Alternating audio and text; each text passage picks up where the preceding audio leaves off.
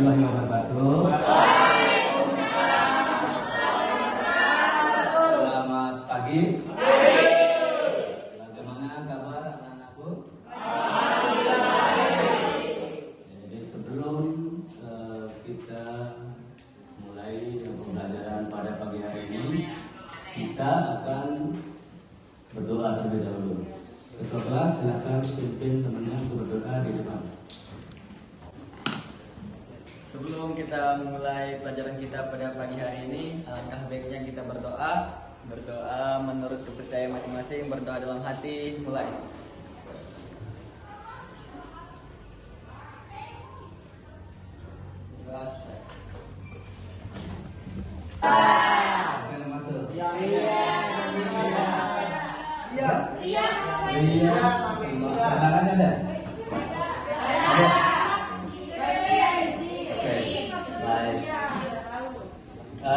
Sebelum kita mulai pembelajaran, kita kasih semangat dulu ya untuk pagi hari ini. Baik, tepuk semangat.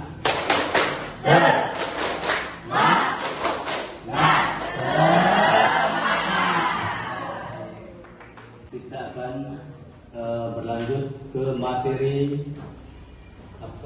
materi puisi ya. Masih pada minggu yang lalu kita sudah membahas tentang teks puisi. Ya. Jadi pada pertemuan yang lalu kali kita berbeda dengan yang sekarang.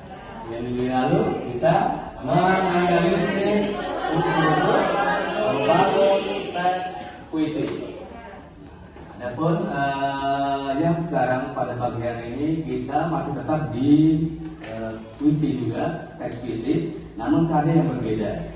Jadi untuk karya yang sekarang menulis puisi dengan memerhatikan unsur-unsur pembangun puisi. Masih ingat unsur pembangun puisi yang kemarin? Coba Tata.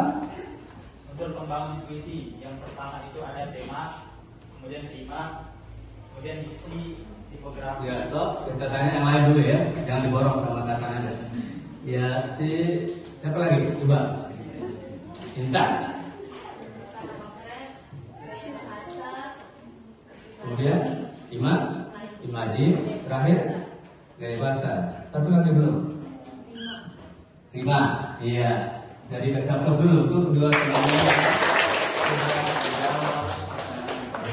Ada yang pertama adalah kemudian yang kedua diksi, gaya bahasa, rima, tipografi. Oke, jadi masih ingat, alhamdulillah. Adapun tujuan pembelajaran kita pada pagi hari ini adalah kalian yang pertama bisa menulis puisi berdasarkan atau dengan memerhatikan unsur intrinsik itu. Jadi itu salah satu tujuan kita. Kalian bisa membuat produk atau membuat proyek dengan menulis puisi. Jadi Pak Guru berharap setelah pembelajaran ini berakhir nanti, selanjutnya nanti di rumah ataupun di mana saja kalian bisa membuat sebuah puisi. Coba kan 1-2 puisi ya. Meningkatkan kreativitas siswa atau termasuk kreativitas kalian. Kenapa? Karena dengan menulis di puisi itu berarti kita sudah menuangkan ide-ide yang ada di dalam pikiran kita. Jadi kebebasan kita membuat ide selama ide itu positif ya. Nah itu yang pertama. Lalu yang kedua ini membangkitkan keberanian kita. Sama juga karena dengan menulis puisi, ide-ide yang tertuang dalam puisi itu membuat kita lebih berani untuk mengungkapkan semua gagasan-gagasan yang ada dalam puisi. Bagaimana kalian menulis puisi itu tentu punya manfaat lebih dari itu, yaitu bisa menghasilkan uang. Nah, ketika kalian menulis puisi itu, misalkan di rumah kalian menulis sebanyak-banyaknya puisi, dan tentunya puisi kalau baik dan benar dan bisa dinikmati oleh pembaca, itu akan bisa menghasilkan uang, tentunya dengan ingin puisi itu membuatnya di media-media, termasuk di media elektronik maupun di surat-surat kabar dan sebagainya. Nanti karena jangan dibayar. Jadi itu dia salah satu atau 3 manfaat dari menulis puisi. Puisi ya, puisi ada beberapa puisi. Nanti kalian akan bisa membedakan apakah itu semuanya termasuk puisi ataupun ada perbedaan di antara masing-masing puisi itu. Karena ada 4 yang Pak akan sajikan nanti. Silahkan dilihat dulu, dibaca baik-baik, kemudian dicermati, lalu apakah di antara 4 puisi itu ada perbedaannya. Iya, Pak Guru akan sajikan puisi, ada 4 di sini. Baca dulu baik-baik. Kemudian lalu puisi yang kedua, Rumahku.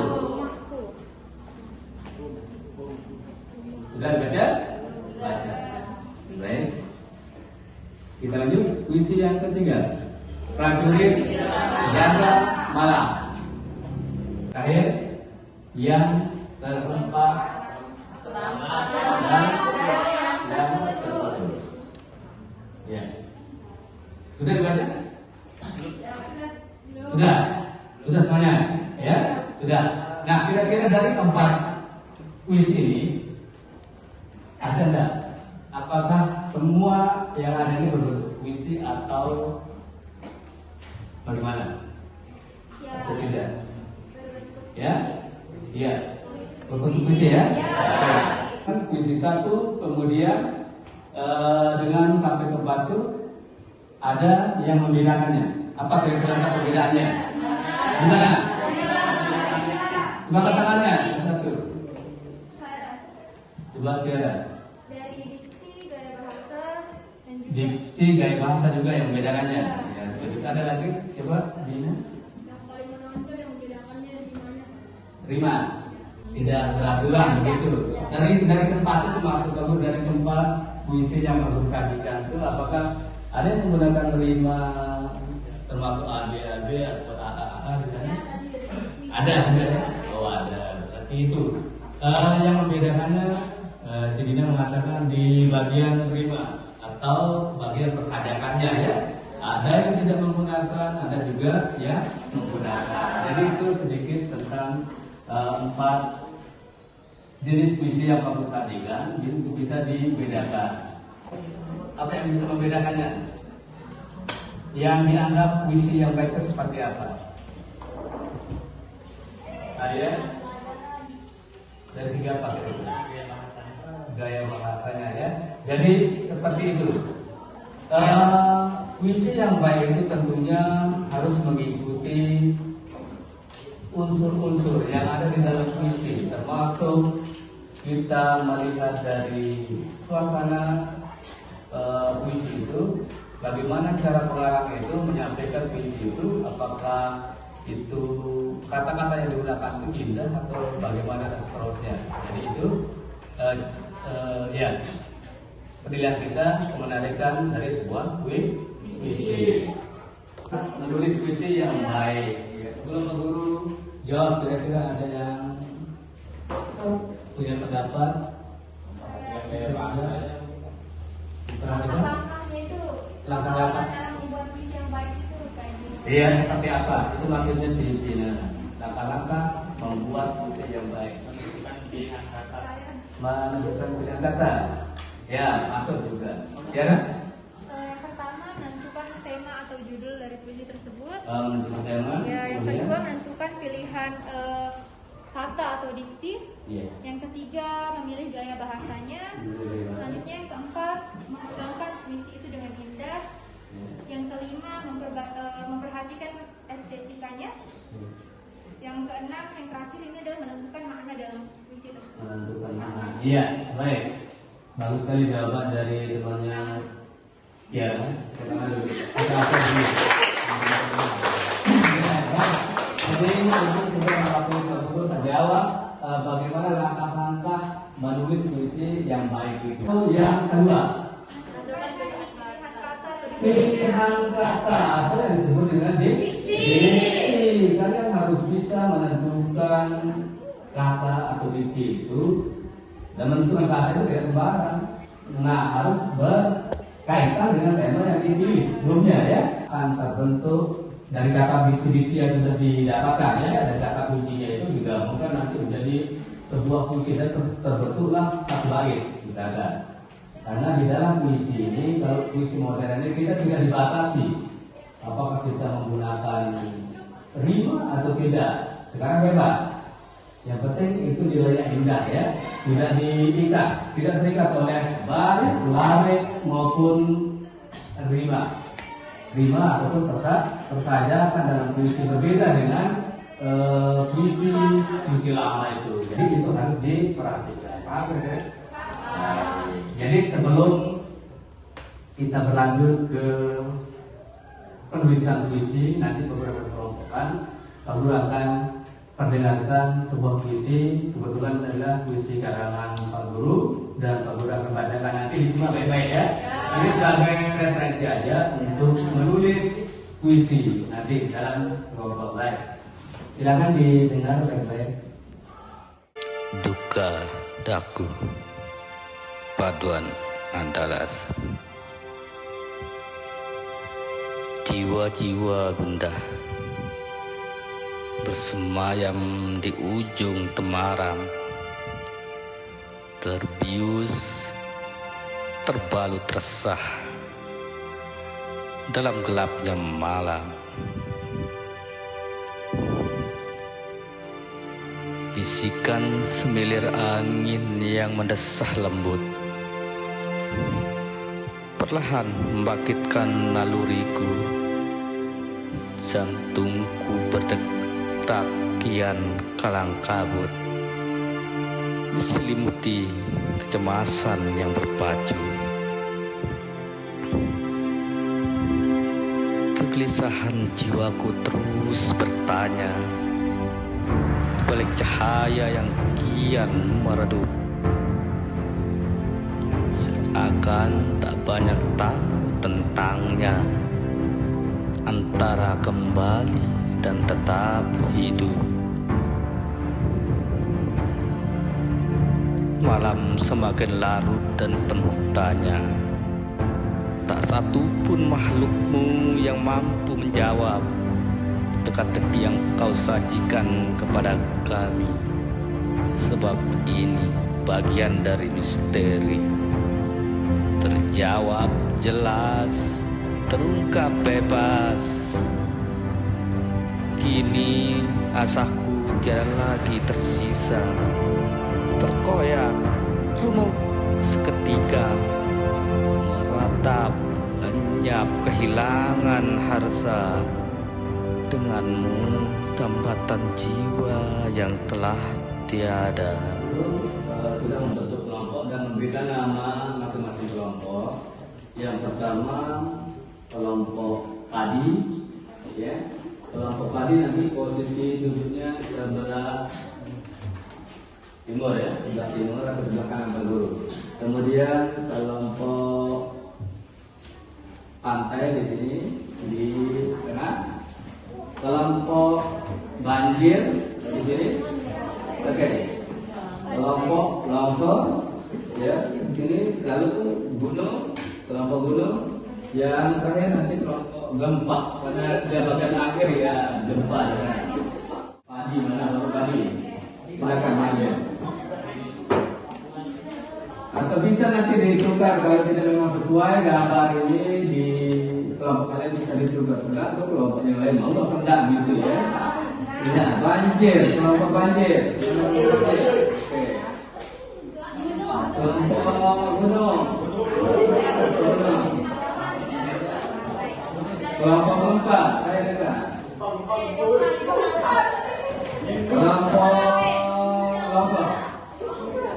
Kelompok Aceh. Ya, waktu kita 1 jam. 1 jam waktu kalian untuk menulis beserta mempresentasikan hasil karya itu di depan. 1 jam, 40 menit digunakan untuk menulis puisi tersebut.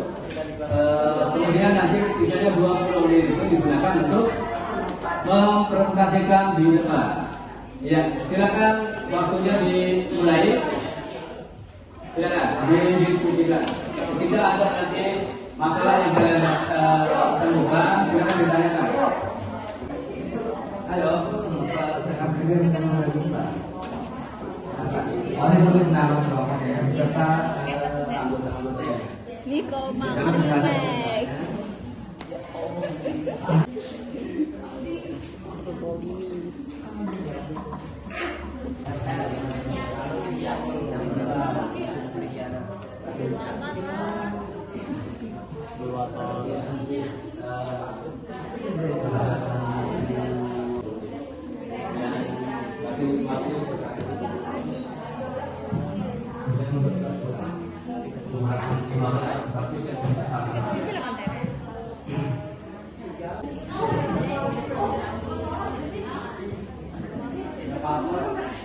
Senjapan dan Ari Hasim.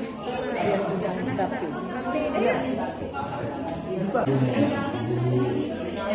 Pakaian juga memang ada Indonesia yang akan bahasa Indonesia gimana kira-kira menurut kedengaran kita bisa, tapi apakah nanti bakal tahu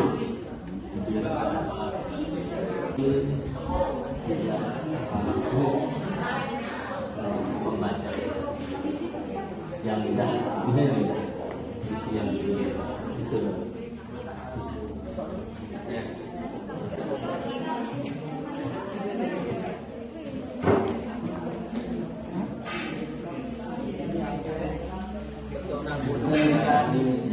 oh iya bebas.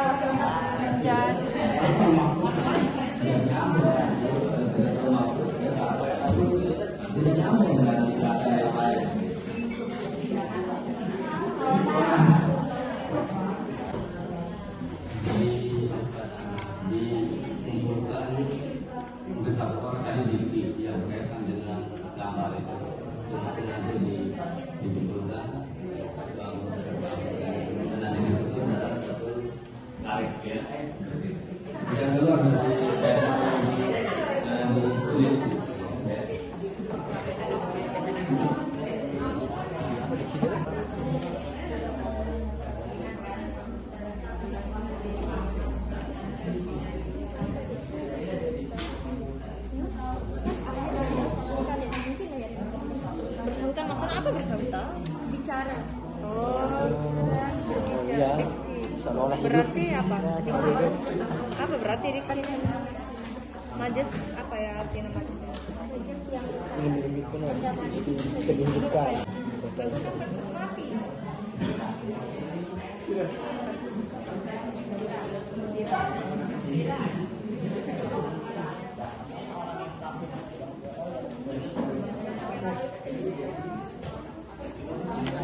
Senja di balai ini terus aku jadi tidak sampai berwarna. Kan ini kan ada orang ya, ada orang dia lagi jalan di pantai ini senja. Dia menyaksikan kalau langit itu sudah berganti warna kan, kayak gini. Pokoknya jadi senja. Jadinya malam akan tiba. Dia apa pakai? Pakai sadar. Iya. Udah. Kalau tahun ini nanti ditanya temanya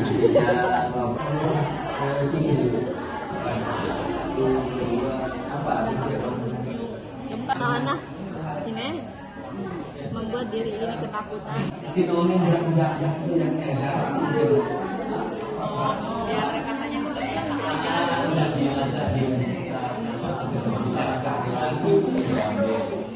Oke.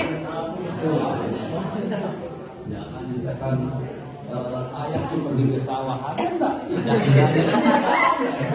Ke sawah.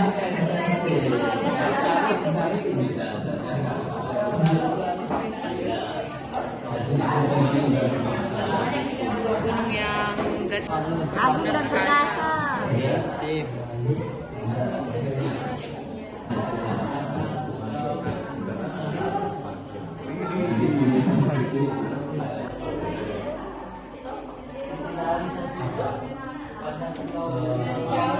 Akhir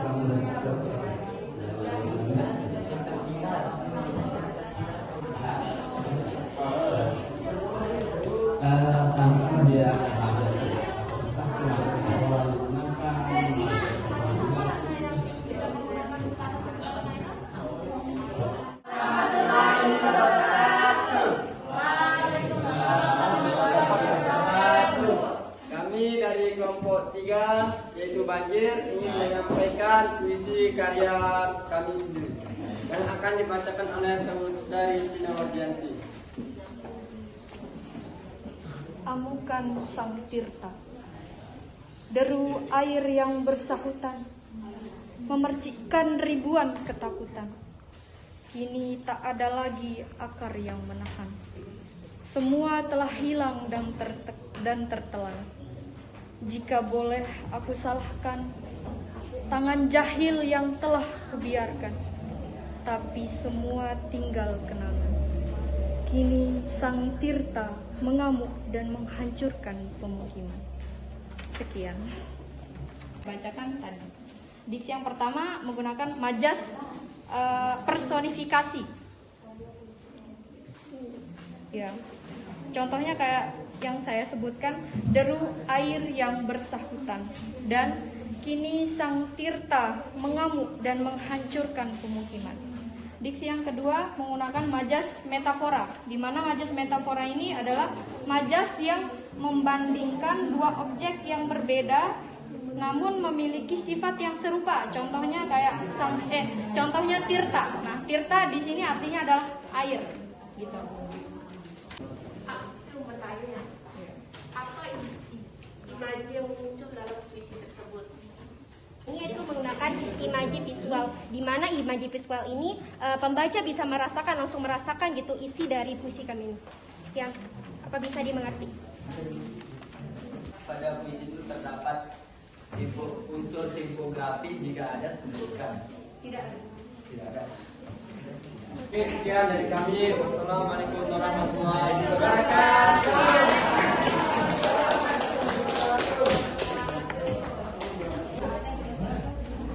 Assalamualaikum warahmatullahi wabarakatuh. Waalaikumsalam warahmatullahi wabarakatuh. Kami dari kelompok partai akan mempresentasikan hasil diskusi kami puisi yang berjudul Antel, yang akan dibacakan oleh Saudari Yara Setipa Pagelan. Senja di pantai ini, debur ombak bergemuruh menyapa. Di pantai ini, aku berdiri dan menyaksikan lingkaran di ufuk barat yang mulai memandarkan warna merah pada Nabastala dan samudra. Aku jadi saksi saat Nabastala berganti warna. Aku jadi saksi Padmarini dari Sang Pencipta.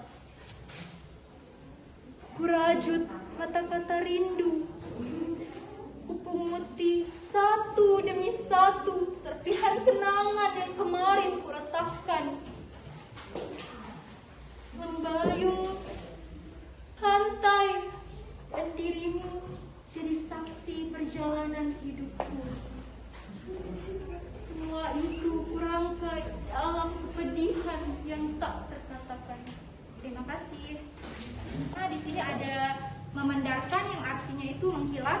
Yang kedua ada Nabastala, yaitu langit. Yang ketiga ada Padmarini, indah. Dan yang terakhir ada Lembayung, yaitu senja. Di sini ada beberapa majas ya. Yang pertama saya akan membacakan majas personifikasi debur ombak bergemuruh menyapa. Itu adalah majas personifikasi. Yang kedua ada majas hiperbola, yaitu kupunguti satu demi satu serpihan kenangan yang kemarin kuretakkan. Dan majas hiperbola yang satunya lagi, di sini ada semua itu perangkai dalam kepedihan yang tak terkatakan. Dan yang terakhir, imaji yang kami gunakan dalam puisi ini adalah imaji penglihatan atau visual. Terima kasih. Mungkin ada yang bertanya? Kami pada siang hari ini, sekian wabillahi taufiq wal hidayah. Wassalamualaikum warahmatullahi wabarakatuh. Terima kasih. Jadi demikian tadi hasil penulisan puisi yang dikerjakan oleh masing-masing kelompok, kemudian dipresentasikan di depan. Jadi setelah Pak Guru mendengarkan hasil yang disampaikan, dan Pak Guru lihat cara menulis puisi itu sudah lumayan bagus sekali.